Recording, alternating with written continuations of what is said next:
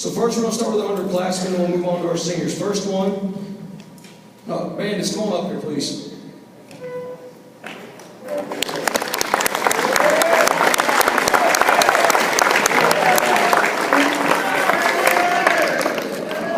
Bryson, go ahead and go on the side right there for me. All right, first up we'll talk about is Bryson Hunter. Now, Bryson is our only underclassman out of this group. He's the only one returning out of this group. But luckily what he had is basically all of these brothers. Xavier, get up here.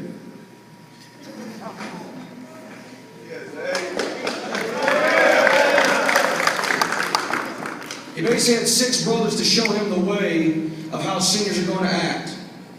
He loved every single one of these guys, and I know that because he cried his eyes out at the end of the last game. Don't act like you didn't. Don't pretend that. There's no tough guys at the end of the season.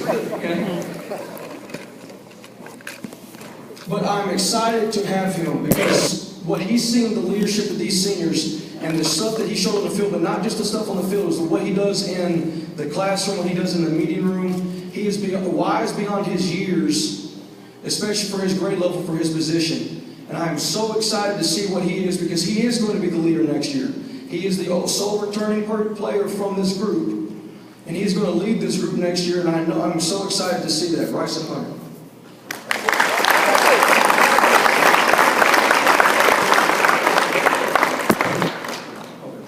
Okay. Next one is Duane King. Now, Duane, come on, stand over here for a minute so everybody knows who you are. Wave at the crowd, Duane. Say hi. Okay? Now, I've actually coached Duane every year that he's actually been a part of Glenn High School. I started as a defensive line coach. And if you remember Duane, you started nose guard. And when I moved over, Duane has all the speed, all the tools. I said, Duane, I want you to come out and play Bandit. And he looked at me kind of crazy, but he took the challenge and he went absolutely as hard as he could. Because here's the thing about Duane. No matter what challenge you give him, he is going to work through it. There has never been one day where I had to get on Duane about his work ethic, about his attitude, his body language, his general demeanor. No matter what, Duane was always up for the challenge. Duane, whatever was put in front of him, he was going to work to the best of his ability. Whatever his role was, he was going to put 100% into that role to make this team better. He was an excellent special teams player and helped us in several games. And Duane, just as you as a person and what you've done, showing all these young guys how hard, all you young guys are talking about that are trying to find a role for a team, look up to Duane because of what he does and the example he shows. He may not be the guy that says the most things, but he always leads by example. The young guys here, if you want to find a role and show what you can do, be like Duane. Okay? Thank you, Duane.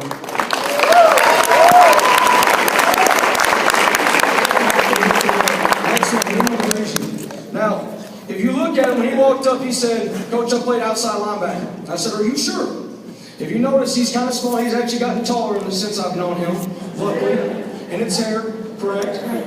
His hair's gotten taller.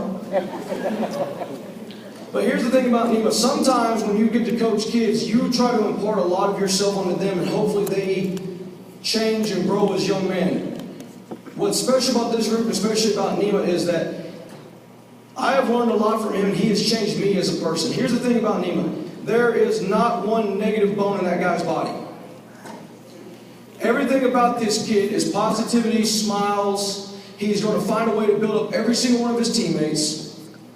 Even in meetings, in the downest time, he finds a way to make us laugh. You probably can't tell by his body size, but he's also one of the hardest hitters on our team.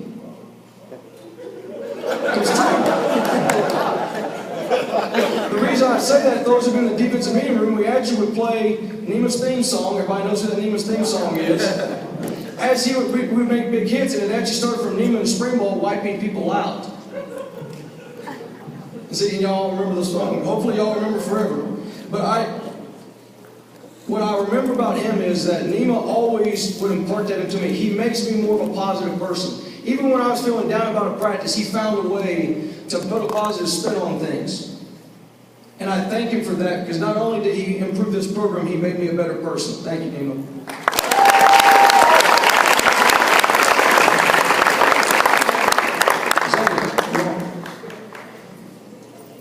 Xavier moved in last year, and so he's actually been one of the longer people playing Bandit here, so this is one of the guys that you talk about actually have experience playing this. And Xavier actually moved out of state and got to experience Texas high school football firsthand. And the thing that I learned about Xavier right off the bat is his passion. Right off the bat when I met him, he was passionate about wanting to be good, wanting to be great, wanting to do whatever is possible to get on the field and make this team better. And I greatly respected with that because that is his core. The core of what he is passion. And as a young man, sometimes it can be misled, but with him, when he puts his mind to something, there's nothing going to stop him. And my advice to you, don't let that die. As you go through life and things go on, keep that passion on, because whatever you do, man, with that passion, you will succeed in this world. And I thank you for the time that you give me, Xavier.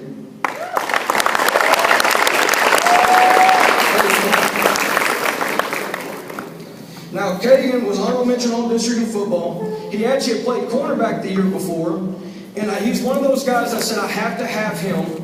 I apologize to our secondary guys, but he's one of the highest football IQ kids I've ever met. I have had the ability and the pleasure for coaching for 12 years now, and a kid like Kaegen is very rare in the way that he prepares. He is not the biggest kid. He is not the fastest kid, but he made plays this year through his intelligence, through his film study, and his recognition on the field that most high school kids cannot make. That's what high school football gets to have for people. Sometimes you're not the biggest and fastest, but you put in the work, you put in the mental work, you put in all the stuff that we ask, and you follow the expectations, and great things happen. Now, I told him a long time ago when he's a sophomore, and I told him a lot of stories. Good things come tough sometimes. He's had tough times as he works through it, but he has now succeeded himself as a great high school football player, as a great young man. And I hope someday that I told him he needs to be a high school football coach, because he'd be a really good one and I'd hire him immediately. Kaegen, thank you, man.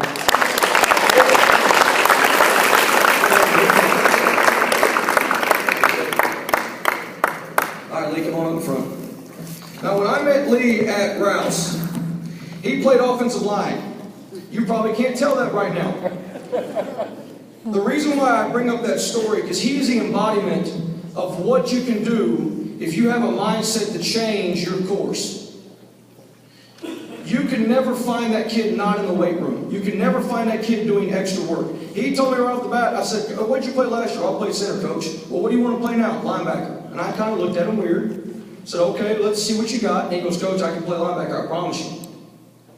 And from his freshman to sophomore year, he completely changed his body, completely changed his speed, his agility, his strength, and completely proved me wrong. That's the best thing about doing this as a profession. You see young men have that goal in their mind and see it in front of them, and they go past and break all expectations. And the same thing happened. I knew he had to become an outside linebacker. So when I took him, he continued to grow and became one of my leaders. He is a 2-year starter. He is one of the most ferocious tacklers you've ever met. He's also one of the best football savvy guys. He would feel things on the field that I could not explain. That he would just know by instinct that what was going on and made a play. I said, Lee, why'd you do that? He goes, coach, I felt it.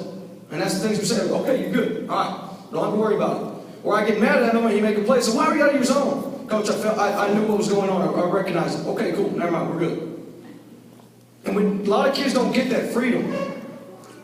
But the thing I was trying to tell him, and I was telling him at the end of the season, that Lee, I'm already using you as an example to the freshmen. And for the rest of my career, every time I talk about how high school football players, by using the weight room and having a passion to change what their original role is and change their course, they're going to know your name.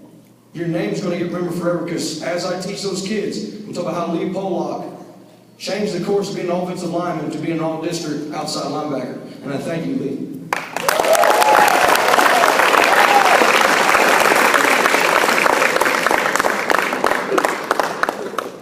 But last but not least, sorry, Duane, I know I'm leaving you up here. He was academic all-district, second team academic all-state, and he's honorable mention all-district in football. Now, the thing we talked about Jamald, and last year was a little bit quicker. Last year when he came to me, he actually came from wide receiver. You can probably tell he's a little bit thinner framed, taller, and he played receiver. But I needed we had depth issues at that time, and I needed an outside linebacker. And Coach Shanefield luckily gave me this guy to fill the gap that we needed. And immediately off the bat, it was like a duck on water. He took the role, and I said, hey, you got to learn position fast, because he had to basically learn it in 3 days. And I was all in on it, because this kid is super intelligent, as you can tell by his awards. He has all the intangibles, and he's one of the most selfless players I've ever met. If you look at him, he's not the biggest outside linebacker I had up here. You know that. You can tell right off the bat. But we have the thing about playing for each other and playing for your brother and not letting your teammates down. This guy embodies that. Because I couldn't tell you how many times he sacrificed everything of himself and every part of his body and everything throughout a game so his teammates could have the glory. There's multiple times you saw in that highlight tape making plays, he is getting hit by 2 or 3 people or wiping somebody out and giving himself up against much bigger opponents. The way he played the game is the way you're supposed to play it. It's not about your own personal glory. It's about playing for your brothers, because all that personal glory, no one remembers this, guys. Once you leave here, the only thing you remember once again is what you did for your friends, the times you had with your teammates, and the stuff that you did together. And that's what I remember about Jamald. He played the game right. He played the game that was meant to be played, and he played for his brothers. And I thank you for that, Paul.